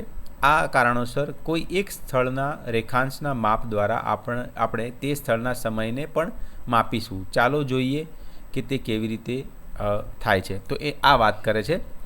આ લેમ્પની સામે જે હશે ત્યાં દિવસ હશે, એની એક્ઝેક્ટ સામે રાત્રિ હશે, અને આ થોડા આમ જઈશું તો એમ હશે કે અહીંયા કોઈક રાતનું ભોજન લેતું હશે, અહીંયા કોઈક દિવસનું ભોજન લેતું હશે, સવારનો નાસ્તો. તો એની વાત કરે છે કે પૃથ્વીનો ગોળો જેમ જેમ ફરે છે તેમ આ સૂરજ જે છે એ ભાગમાં પડે એટલે કહેવાનો મતલબ રાત દિવસ થાય છે. તો અહીંયા કહેવાની વાત એ છે કે પૃથ્વી એ પોતાની ધરી પર પણ ફરે છે, એટલા માટે આવું થાય છે, જે આપણે આગળ વિજ્ઞાનમાં શીખીશું. રેખાંશ માપવા માટે આપણે એક સંદર્ભ બિંદુને વ્યાખ્યાયિત કરવું જરૂરી છે, જેને આપણે મુખ્ય રેખાંશ પ્રાઇમ મેરેડિયન કહીએ છીએ. તો આ જેમ કે આ વિષુવવૃત્ત એક કહેવાય ને લાઈન આપણે નક્કી કરીને, એમ એક ઊભી લાઈન જેને પ્રાઇમ મેરેડિયન મુખ્ય રેખાંશ એક લાઈન આપણે નક્કી કરીશું. જેમ કે અક્ષાંશમાં એક મુખ્ય રેખા આ વિષુવવૃત્ત આપણે નક્કી કરી, તો અહીંયા ઊભી લાઈન એક શું કહેવાય મુખ્ય રેખાંશ પ્રાઇમ મેરેડિયન નક્કી કરીશું. આકૃતિ 1.3 પાના નંબર 15, જેને ગ્રીનિચ રેખા પણ કહેવામાં આવે છે, કારણ કે વર્ષ 1984માં કેટલાક દેશોએ નક્કી કર્યું કે ઇંગ્લેન્ડમાં લંડનના એક વિસ્તાર ગ્રીનિચમાંથી પસાર થતી રેખાંશને મુખ્ય રેખાંશ તરીકે આંતરરાષ્ટ્રીય ધોરણે માન્ય ગણવામાં આવશે, જેને 0 ડિગ્રી રેખાંશ પ્રમાણ સમય તરીકે ચિહ્નિત કરાયેલ છે. તો અહીંયા આની વાત થાય છે કે આ જેમ કે જે આ જે ઊભી લાઈન આવી એમાં અહીંયા આ જે બતાવ્યું છે ને ગ્રીનિચ, લંડનમાં ગ્રીનિચ જેમ કે વાત કરી, 1984માં કેટલાક દેશોએ નક્કી કર્યું કે ઇંગ્લેન્ડમાં લંડનના એક વિસ્તાર ગ્રીનિચમાંથી પસાર થતા, એટલે કે અહીંયા સમજો આ રહ્યું લંડનના ગ્રીનિચમાંથી પસાર થતી રેખાંશને મુખ્ય રેખાંશ તરીકે આંતરરાષ્ટ્રીય ધોરણે માન્ય ગણવામાં આવશે. એટલે કે આ જે લાઈન છે જે લંડનના ગ્રીનિચમાંથી પસાર થાય છે એને મુખ્ય લાઈન, જેને કહેવાય પ્રાઇમ મેરેડિયન, એ ગણવામાં આવશે એવું વર્ષ 1884માં નક્કી કરવામાં આવ્યું. તો આ એની વાત કરે છે, જેને 0 ડિગ્રી રેખાંશ પ્રમાણ સમય તરીકે ચિહ્નિત કરાયેલ છે. જેમ કે અહીં જોઈ શકાય છે આ જે લાઈન છે ને એને 0 ડિગ્રી રેખાંશ તરીકે માનવામાં આવે છે. તો એની વાત કરી છે અહીંયા. હવે અહીં જોઈએ તો વિષુવવૃત્તથી ધ્રુવો તરફ જતા અક્ષાંશ એ અંતરનું એક માપ છે. તે જ રીતે જો તમે વિષુવવૃત્તથી ઉપર મુસાફરી કરો છો તો રેખાંશ આંતરરાષ્ટ્રીય પ્રમાણ સમય રેખાથી અંતરનું એક માપ છે. રેખાંશને પણ અંશમાં માપવામાં આવે છે. પશ્ચિમ હોય કે પૂર્વ, તેનું મૂલ્ય 0 થી 180 ડિગ્રી સુધી વધે છે, અને તેમાં પશ્ચિમ માટે પ અને પૂર્વ માટે પુ અક્ષરો ઉમેરવામાં આવે છે. ઉદાહરણ તરીકે પૂર્ણાંકોનો ઉપયોગ કરીને ન્યૂયોર્કનું રેખાંશ એટલે કે ન્યૂયોર્કનું 74 પશ્ચિમ રેખાંશ, દિલ્હીનું 77 પૂર્વ રેખાંશ અને ટોક્યોનું 140 પૂર્વ રેખાંશ આ રીતના બતાવવામાં આવે છે. તો આની વાત કરે છે. જુઓ કે આ જે છે ને એમાં તમે આ 0થી આ બાજુ વેસ્ટર્ન એટલે કે પશ્ચિમ તરફ જશો કે આમાં પૂર્વ તરફ જશો, બરાબર? તો એ રીતના વચ્ચેથી આવી રીતના બે ભાગ પશ્ચિમ અને પૂર્વના પાડેલા હોય છે, બરાબર? એવી રીતના માનવામાં આવે છે. તો એમાં આ રીતના તમે નકશામાં પછી જોશો કે અમેરિકા સાઈડ જે છે ને એ પશ્ચિમ રેખાંશ એવી રીતના આપણે એને બતાવીશું અને દિલ્હીનું જેમ કે દિલ્હી આ બાજુ હશે તો પૂર્વ રેખાંશ અને ટોક્યો પણ આ બાજુ છે તો એ પૂર્વ રેખાંશ એવી રીતના લખાશે. તો અહીંયા એની વાત કરી છે. ચૂકશો નહીં. જો અહીંયા જેમ કે તમે રેખાંશની મધ્યવર્તી રેખાને પૃથ્વીના ગોળા ઉપર જોઈ શકો છો 180 ડિગ્રી પરે અને 180 ડિગ્રી પૂરે એટલે કે પૂર્વ રેખાંશ એક જ રેખાંશ છે. માટે આ રેખાંશને પશ્ચિમ રેખાંશ અથવા પૂર્વ રેખાંશના લખતા 180 ડિગ્રી જ લખવામાં આવે છે. તો આની વાત કરે છે. જુઓ અહીંયા આ મધ્યવર્તી લાઈન છે ને એમાં આ બાજુ આ 180 કારણ કે આ તો ખબર છે વેસ્ટર્ન પાર્ટ છે અને આ ઈસ્ટર્ન પાર્ટ છે, બરાબર? પશ્ચિમ અને પૂર્વ. તો એને ખાલી 180 ડિગ્રી જ લખાય છે. તમે આમથી જાઓ કે આમથી જાઓ, બરાબર? એમાં પશ્ચિમ પૂર્વ એવું લખવામાં આવતું નથી પણ ખાલી 180 ડિગ્રી એવું જ લખેલું હશે, બરાબર? આપણે સ્થાન દર્શાવવા પછી પૂર્વ પશ્ચિમ એવું લખતા હોઈએ છીએ. અક્ષાંશ અને રેખાંશ એ બે નિર્દેશકો કોઓર્ડિનેટ્સ મળીને પૃથ્વી પરના કોઈ ચોક્કસ સ્થળને દર્શાવે છે. અક્ષાંશ અને રેખાંશની મદદથી પૃથ્વી પરના કોઈ પણ સ્થાનને શોધવામાં સક્ષમ છો. આમ જ્યારે એવું કહેવામાં આવે છે કે દિલ્હી 21 ઉત્તર અક્ષાંશ અને 77 પૂર્વ અક્ષાંશ પર આવેલા છે તો તમે તેને સારી રીતે સમજી શકો છો. જો કે આ અંશ લગભગ પૂર્ણ છે પરંતુ તે ચોક્કસ નથી. મતલબ કે અહીંયા તમે અક્ષાંશ અને રેખાંશ એ બંનેનો ઉપયોગ કરી મતલબ આડી લાઈનો અને ઊભી લાઈનો એ બંને નક્કી કરીને તમારું પૃથ્વી ઉપર એક તમારું સ્થાન જ્યાં તમે અત્યારે ઊભા છો અથવા તો કોઈને કહેવા માગો છો કે આ જગ્યા છે મારું ઘર, તો એ તમે બતાવી શકો છો એની વાત કરી છે. અને અહીંયા જે ઉદાહરણ તરીકે દિલ્હી 21 ઉત્તર અક્ષાંશ અને 77 પૂર્વ રેખાંશ આપેલું છે એ અંદાજિત છે, પોઈન્ટમાં પણ હોઈ શકે એવું કહેવા માગે છે. ખાલી સમજવા માટે આપણે એને પરફેક્ટ નંબર 21 અને 77 લીધા છે. પાના નંબર 15 પર આકૃતિ 1.3માં વાદળી રેખાઓ ગ્લોબ પરના અક્ષાંશ અને રેખાંશની રેખાઓને દર્શાવે છે. આની વાત કરે છે આકૃતિ 1.3. આ જે અક્ષાંશ અને રેખાંશ દેખાય છે આ બધી રેખાઓ મળીને પૃથ્વી પર એક જાળી બનાવે છે જેને ગ્રીડ રેખાઓ પણ કહેવામાં આવે છે. જેમ કે આમ આડી અને ઊભી બંને બનીને જો આ રીતના આ છે આ આડી અને ઊભી, તો એવું બંને મળીને એક ચોરસ જાળી જેવી રચના બનાવે છે, સંપૂર્ણ ગ્રીડ. જેમ કે તમારે રેખાંશ અને અક્ષાંશ એવું બંને કહીને આડી અને ઊભી લાઈનો તો અહીંયા તમને એક પોઈન્ટ મળશે, એવું પોઈન્ટ અહીંયા મળશે. એવી રીતના નાની નાની તમે લાઈનો લેશો તો તમે નાના નાના સ્થાનો પણ બતાવી શકો છો એની વાત કરી છે.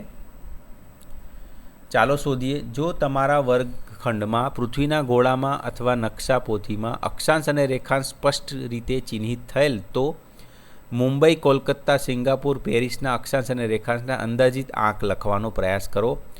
તો આ રીતના જુઓ આપણે નકશામાં અંદાજિત બતાવ્યા છે. મુંબઈ છે 90 ડિગ્રી નોર્થ, 72 ઈસ્ટ. સિંગાપુર 1.3 ઉત્તર, 103.8 ઈસ્ટ છે. Kolkata 22.5 north, 88.3 East. Paris 48 north અને 2.3 ઈસ્ટ. તો આ રીતના તમે નકશા પોથીમાં બતાવી શકો છો. મેં અહીંયા જવાબ આપ્યા છે. હવે આ જે વાત થઈ છે ને ગ્રીનિચ મધ્યરેખા આ છે જે આપણે આ પશ્ચિમ ગોળાર્ધ અને ઉત્તર ગોળાર્ધમાં વહેંચે છે, બરાબર? અને જેમ કે વિષુવવૃત્ત છે એ આપણે ઉત્તર ગોળાર્ધ અને દક્ષિણ ગોળાર્ધમાં બે ભાગમાં વહેંચે છે. સમજ્યા ને? તો ગ્રીનિચ રેખા પશ્ચિમ પૂર્વ ગોળાર્ધમાં વહેંચે અને વિષુવવૃત્ત ઉત્તર અને દક્ષિણ ગોળાર્ધમાં વહેંચે છે. તો એ આપણે અહીં જોઈશું આગળ. ચૂકશો નહીં. હકીકતમાં ગ્રીનિચ રેખા એ પ્રથમ જાણીતી ગ્રીનિચ રેખા નથી. ભૂતકાળમાં અન્ય પ્રકારની રેખાઓ પણ હતી. વાસ્તવમાં યુરોપથી અનેક સદીઓ પહેલાં ભારતની પોતાની આકૃતિ 1.5 જોઈશું આપણે હમણાં, જેને મધ્યરેખા કહેવામાં આવતી હતી અને તે ઉજ્જૈની હાલનું ઉજ્જૈનના કેન્દ્રમાંથી પસાર થતી હતી. તો જો અહીંયા આપણે આ રહી આ લાઇનની વાત કરે છે, જેને ઉજ્જૈની, જે હાલમાં ઉજ્જૈન કહેવાય છે, એ લાઈન વર્ષો પહેલાં શોધવામાં આવી હતી એવું માનવામાં આવે છે. ઉજ્જૈન સદીઓથી ખગોળશાસ્ત્રનું પ્રતિષ્ઠિત કેન્દ્ર રહ્યું છે. લગભગ 1500 વર્ષ પહેલાં પ્રખ્યાત ખગોળશાસ્ત્રી વરાહ મિહિર પણ અહીં રહેતા હતા અને પોતાનું સંશોધન કાર્ય કરતા હતા. તો મતલબ કે હાલ આપણે જે ગ્રીનિચ રેખા જે નક્કી થઈ છે એ પહેલાંથી જ શોધાયેલી હતી એવું કહેવામાં આવે છે. અને આ પહેલી રેખા નથી ગ્રીનિચ રેખા. વર્ષો પહેલાં ખગોળશાસ્ત્રી વરાહ મિહિરે આનું સંશોધન કાર્ય કર્યું હતું. એની અંદર એવું માનવામાં આવ્યું હતું કે આ જે વચ્ચેથી આ રેખા મળે છે, જેને ગ્રીનિચ રેખા મતલબ ઉજ્જૈની રેખા કહેવામાં આવતું એ વખતે, તો એ રેખા પણ સંશોધન થયેલી હતી. તો જુઓ અહીંયા ભારતીય ખગોળશાસ્ત્રીઓ શૂન્ય અને ગ્રીનિચ રેખા સહિત અક્ષાંશ અને રેખાંશથી પરિચિત હતા. ઉજ્જૈનની રેખા તમામ ભારતીય ખગોળશાસ્ત્રીય ગ્રંથોમાં ગણતરી માટે એક મુખ્ય સંદર્ભ હતી. મતલબ કે ખાલી ગ્રીનિચ રેખાની વાત નથી, અક્ષાંશ અને રેખાંશથી પણ ભારતીય ખગોળશાસ્ત્રીઓ પરિચિત હતા અને એના કારણે જ એ આટલું સંશોધન કરી શક્યા હતા એની વાત કરે છે. આ નકશામાં ઉજ્જૈનની રેખા નજીકના કેટલાક પ્રાચીન શહેરોને દર્શાવ્યા છે. કેટલાક શહેરો તેની ખૂબ નજીક છે જ્યારે અન્ય કેટલાક થોડે દૂર છે. આ એટલા માટે છે કારણ કે રેખાંશ માપવા માટે ચોક્કસ સમય જાળવવો જરૂરી હતો અને તે વર્તમાનની તુલનામાં ત્યારે તેટલું સચોટ ન હતું.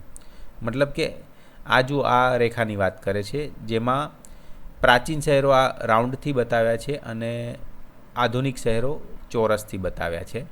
તો આ રેખાની આસપાસ પણ પ્રાચીન શહેરો અને આધુનિક શહેરો વસેલા છે એની વાત કરે છે. અને પહેલાં એટલું માપ ચોક્કસ નહોતું, એટલા માટે થોડા શહેરો વચ્ચેની એ લાઇન ઉપર છે અને બાકીના આજુબાજુ છે એની વાત કરે છે. સર્વે ઓફ ઇન્ડિયા દ્વારા પ્રકાશિત થયેલ આ નકશો કેટલા સમાંતર અક્ષાંશો અને મધ્યવર્તી રેખાંશથી સાથે દર્શાવવામાં આવ્યો છે. ભારત 8 ઉત્તર થી 37 ઉત્તર અક્ષાંશ સુધી વિસ્તરેલો છે અને 68 પૂર્વ રેખાંશથી 97 પૂર્વ રેખાંશ સુધી વિસ્તરેલો છે. 2 રંગોમાં દર્શાવેલ છે. જુઓ અહીંયા આની વાત કરે છે કે 8 ડિગ્રી શું કીધું છે, ઉત્તરથી 37 ઉત્તર. હવે મિત્રો આમાં તમને એમ થાય કે બંને ઉત્તર ઉત્તર કેમ લખ્યું છે? તો જુઓ, કીધું ને કે આપણે જે કહેવાય ને અક્ષાંશમાં 2 ભાગ પડે છે, ઉત્તર ગોળાર્ધ અને દક્ષિણ ગોળાર્ધ. અને આપણું ભારત આવેલું છે ઉત્તર ગોળાર્ધમાં. એટલે તમે એને જ્યારે અક્ષાંશમાં બતાવશો તો આ ઉપરના ગોળામાં જેટલા શહેરો આવેલા છે કે દેશ આવેલા છે એને તમારે અક્ષાંશમાં ઉત્તર જ લખવું પડશે. એટલા માટે તમે જોઈ શકશો કે અહીંયા ભારતમાં આ 8 અક્ષાંશથી લઈને 6 અક્ષાંશ સુધીનું માપ આપેલું છે. આ જોઈ શકાય છે અહીંયાથી અહીંયા, હે ને? એવી જ રીતના જુઓ 68 પૂર્વ રેખાંશથી 97 પૂર્વ રેખાંશ. અહીં જો 68.7 પૂર્વ રેખાંશ આ ભાગ છે અને 97.25 રેખાંશ, તો આ માપ છે. મતલબ અક્ષાંશ 8 થી 37 વચ્ચે અને રેખાંશ 68 થી 97 વચ્ચે ભારત આવેલો છે એની વાત કરી છે. અને મેં તમને સ્પષ્ટ કરી દીધું કે અહીંયા બંને ઉત્તર ઉત્તર કેમ લખેલું છે, કારણ કે ભારત આ ઉત્તર ગોળાર્ધમાં મતલબ કે વિષુવવૃત્તમાં ઉપરના ભાગે આવેલો છે, નીચેના ભાગે નહીં, એટલા માટે. તો અહીંયા હવે આવે છે સમય ક્ષેત્ર એટલે કે ટાઈમ ઝોનને સમજવું. પૃથ્વીના ગોળાને પુનઃ પશ્ચિમથી પૂર્વ તરફ ફેરવો તે જ રીતે આપણી પૃથ્વી પોતાની ધરી પર ફરે છે અને પ્રત્યેક 24 કલાકમાં ચક્કર પૂરું કરે છે. એક ચક્કર 360 ડિગ્રી છે, તેથી તેનો અર્થ એ છે કે દર કલાકે 15 ડિગ્રી ફરે છે. તો જો આ રીતના કહેવા માગે છે કે ટોટલ 360 ડિગ્રી હોય 24 કલાક, તો એક કલાક કેટલા ડિગ્રીનો થાય? 15 ડિગ્રીનો થાય. બરાબર, દર કલાકે 15 ડિગ્રી ફરે છે, એનો હિસાબ આવી રીતના થાય.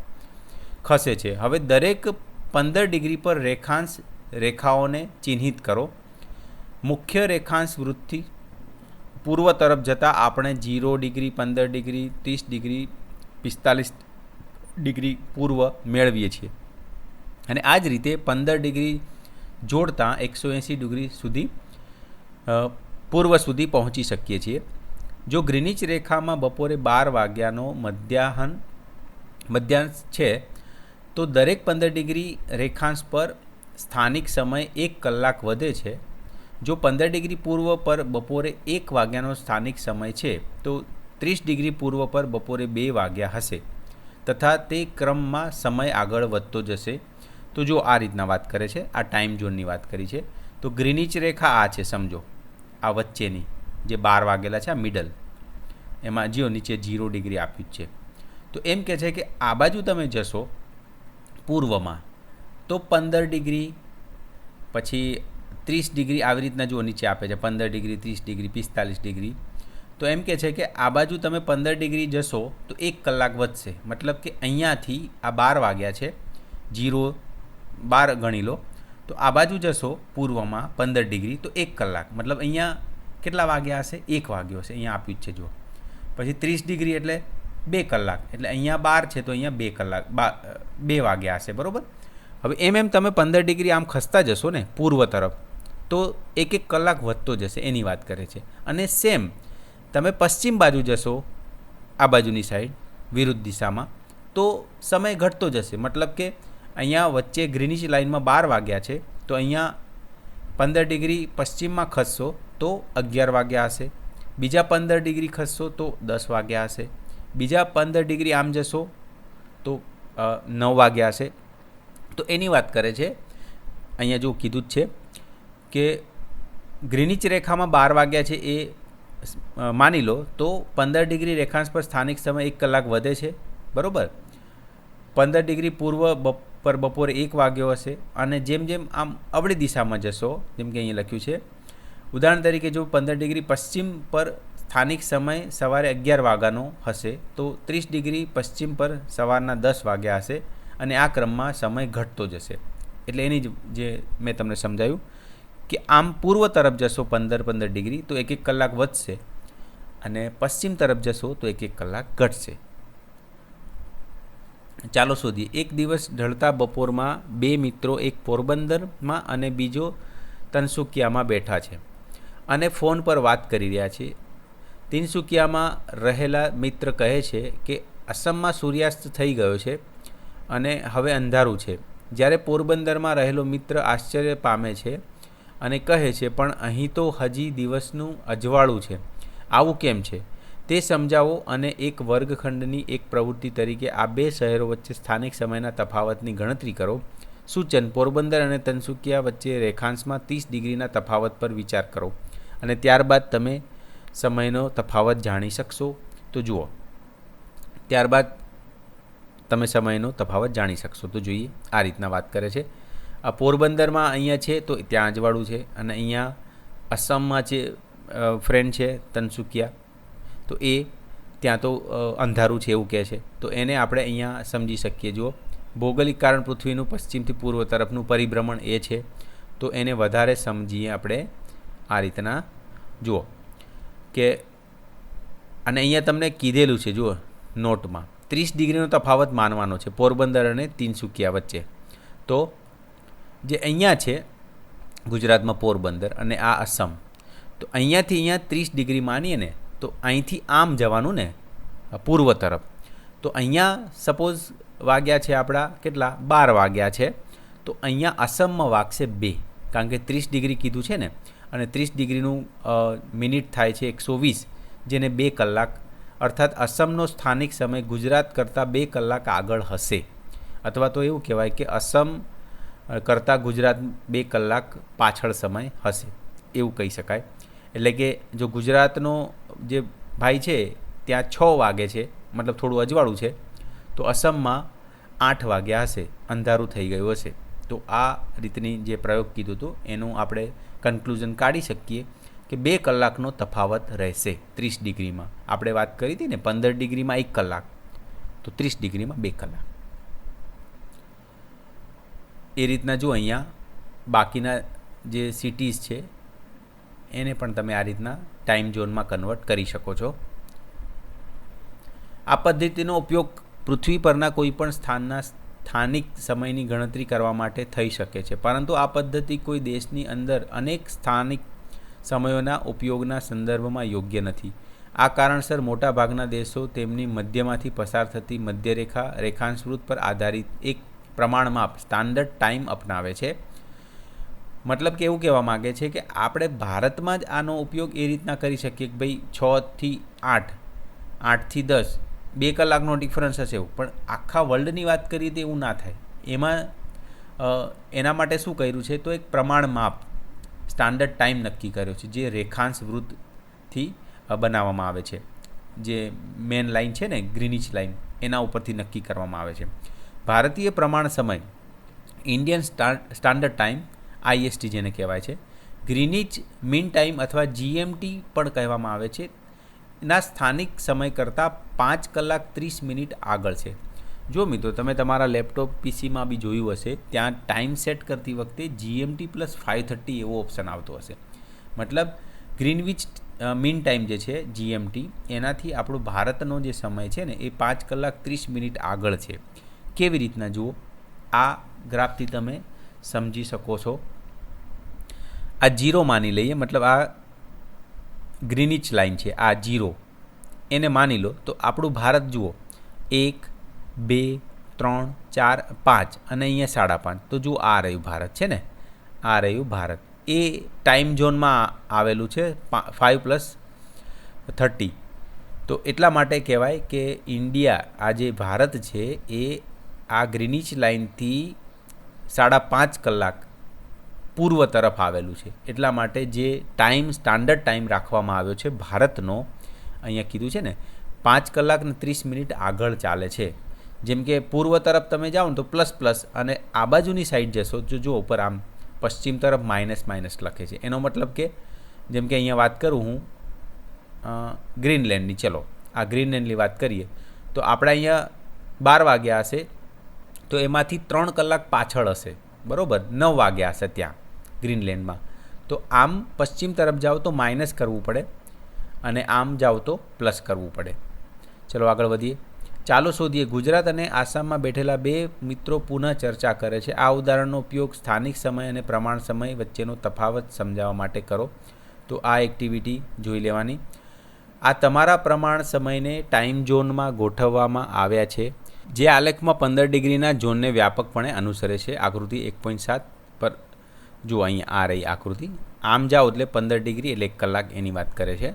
પરંતુ પાના નંબર 22 પર આપેલા વિશ્વના નકશા ઉપર વિચાર કરીએ તો આપણે જોઈ શકીએ છીએ કે ટાઈમ ઝોન સમયક્ષેત્રને વિભાજિત કરતી રેખાઓ સંપૂર્ણપણે સીધી નથી. આની વાત કરે છે. જુઓ, આ તમે લાઈનો જોશો ને, આ જે લાઈન છે એ બધી જ લાઈનો જો સીધી નથી. જો અહીંયા આ જુઓ, અહીંયાથી આમ ત્રાસી થઈ છે, અહીંયાથી આમ ત્રાસી કરવામાં આવી છે. એવી અહીંયા પણ લાઈન જોશો, અહીંયાથી જુઓ આમ કરીને લીધી છે. અહીંયા પણ જુઓ, અહીંયાથી આમ લીધી છે, અહીંયાથી આમ આવે છે પાછી. તો એ કહેવા માગે છે કે આ લાઈન તમે જોશો તો એ બધી જ લાઈનો એકદમ સીધી નથી, એની વાત કરે છે. એવું એટલા માટે છે કારણ કે તેઓએ આંતરરાષ્ટ્રીય સરહદોનું પાલન કરીને જે તે દેશના પ્રમાણ સમયને ધ્યાને લેવાનો હોય છે.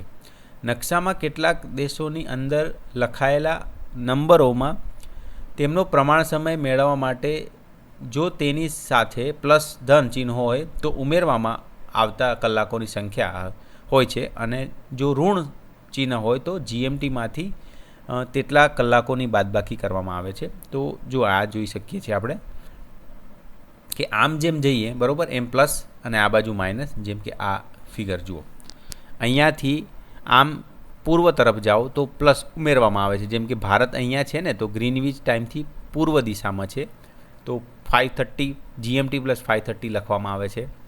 જેમ કે આ બાજુથી તમે આ બાજુ જાઓ USA બાજુ, તો USAની હશે 6:30. અહીંયા આવ્યું છે ને USA, એટલે GMT -6:30 એવું એમાં લખેલું હશે એમના ટાઈમમાં. તો એટલે એવું કહેવા માગે છે કે જેમ પૂર્વ તરફ જશો એમ પ્લસ, એટલે કે જે સમય GMT હોય એનાથી પ્લસનો સમય દર્શાવવામાં આવે છે, અને પશ્ચિમ તરફ જાઓ તો માઇનસનો સમય દર્શાવવામાં આવે છે. અને જે લાઇનની વાત કરી હતી કે અહીંયાથી આમ લાઈન જાય છે, પછી અહીંથી આમ ત્રાસી કેમ થઈ જાય છે, તો એટલા માટે મિત્રો કે જેમ કે આ રશિયા છે, એમાં આ ભાગ અમુક રહી ગયો, ચલો આ ભાગ રશિયાનો જ છે. હવે અહીંથી GMTમાં એ ભાગ સીધી રેખા લઈ લે છે, તો સમજો કે એક રાજ્ય છે, એમાં એ લાઈન એ રાજ્યને 2 ભાગમાં વેચી નાખે છે. તો એવું થશે કે હવે આની કલ્પના કરો, ચલો તો અહીંયા આ કલ્પના કરો કે આ એક રાજ્ય છે, એક અડધું રાજ્ય 11માં આવે છે ને અડધું 12માં આવે છે. તો મતલબ એવું થશે કે અડધા રાજ્યમાં જે સમય હશે એના કરતાં 12, એટલે કે અડધા રાજ્યમાં એનાથી અડધો કલાક વધારે હશે. તો એક જ રાજ્યમાં 2 અલગ અલગ સમય આપવો થોડું મુશ્કેલ ભર્યું કામ છે. જેમ કે આપણા ગુજરાતની વાત કરો, અડધા ગુજરાતમાં અલગ સમય હોય અને અડધા ગુજરાતમાં અલગ સમય હોય, તો શું પ્રોબ્લેમ તો આવશે જ. એટલા માટે શું કર્યું છે એમને કે ભાઈ થોડું એ મેનેજમેન્ટ કરવા માટે આ લાઈનોને થોડી ત્રાસી કરી નાખી છે એ જગ્યાએ. અહીંથી તમે જોશો આ બધાનો સ્ટાન્ડર્ડ ટાઈમ સેટ કરવા માટે લાઈનો થોડી ત્રાસી કરી નાખી છે. તો આનું રીઝન એ જ છે. તો આ આકૃતિઓ આપણે જોઈ. ચૂકશો નહીં, ઉપરોક્ત સમજૂતી પરથી એવું લાગે છે કે દરેક દેશને પોતાનો એક પ્રમાણ સમય હોય છે. એવું દરેક દેશમાં એક સરખું હોતું નથી. રશિયા, કેનેડા અથવા USA જેવા દેશો એક જ ટાઈમ ઝોનની દ્રષ્ટિમાં ખૂબ જ વિશાળ છે. USAમાં 6 ટાઈમ ઝોન છે અને રશિયામાં 11 ટાઈમ ઝોન છે. તો મિત્રો આની વાત કરે છે, જુઓ કે આ તમે જોશો ને, આ USA એટલું બધું મોટું છે, તો એના એક ટાઈમ ઝોન નથી. તો USAમાંથી કેટલી લાઈનો પસાર થાય? જો 1, 2, 3, 4, 5 અને 6. તો આ આખો USA કવર કરવા 6 ટાઈમ ઝોન એમને જરૂરી છે. એકમાં ના મેળ પડે, કારણ કે એમાં ટાઈમનો પછી પ્રોબ્લેમ આવે, એની વાત કરે છે. અને બીજી વાત કરી છે કે રશિયામાં 11 ટાઈમ ઝોન છે. તો મિત્રો જોશો તમે, રશિયા પણ બહુ મોટું છે, જો અહીંથી લઈને અહીંયા સુધી વિસ્તરેલું છે. તો એમાં પણ 1, 2, 3, 4, 5, 6, 7, 8, 9, 10, 11 લાઈનની જરૂર પડે છે, એટલે 11 ટાઈમ ઝોન છે. તો ઉપરની આ જે લાઈનો બતાવે છે ને, ટાઈમ ઝોન બતાવે છે. એટલે કહે છે કે દરેક દેશમાં એક ટાઈમ ઝોન એ ના ચાલે, એટલા માટે USAમાં 6 ટાઈમ ઝોન છે અને રશિયામાં 11 ટાઈમ ઝોન છે. હવે અહીંયા કીધું છે, પૂર્વથી પશ્ચિમ તરફ મુસાફરી કરતાં સ્થાનિક સમય સાથે તાલમેલ બેસાડવા તમારી ઘડિયાળના સમયને 10 વખત ગોઠવવી પડશે. મતલબ અહીંયાથી તમે વાત કરો, રશિયામાં પૂર્વથી પશ્ચિમ તરફ જવું હોય તો 10 વખત તમારે ઘડિયાળ બદલવી પડે, જો તમે ત્યાં લોકલ ટાઈમ મેચ કરવા માગતા હોય તો, કારણ કે 11 ટાઈમ ઝોન છે એટલા માટે, જે આપણે જોઈ શકીએ છીએ.